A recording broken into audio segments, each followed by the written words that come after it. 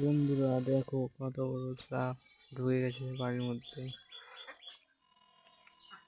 এদিক থেকে এদিক যাওয়া আসা করছে বাড়ির ভিতরে, বারবার রাস্তা খুঁজে পাচ্ছে না এখন ঢোকার পরে।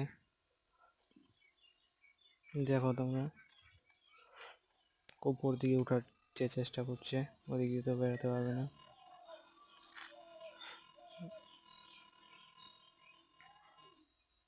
দেখো কত বড় সাপ, কত লম্বা মোটা সাপটা।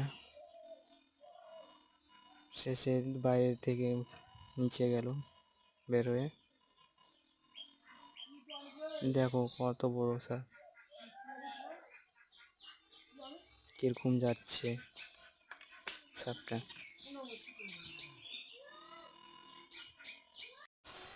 চ্যানেলটাকে সাবস্ক্রাইব করে পাশে থাকো তোমরা। দেখো কত বড় সাপ, লাইক করো, কমেন্ট করে যাও ভিডিওটাতে। আর দেখো লাঠি দিয়ে বার করার চেষ্টা করছে সাপটাকে। দেখো ভিতরে ঢোকার জন্য চেষ্টা করছে, খুচরা আছে এখানে, তাড়াতাড়ি করে তো বার হতে চাইছে না। ঢুকে যাওয়ার সময় ঢুকে গেছে কোন দিক দিয়ে। দেখো খুচরার মধ্যে ঢুকে গেছে, লাঠি দিয়ে বার করার চেষ্টা করছে, বার হচ্ছে না।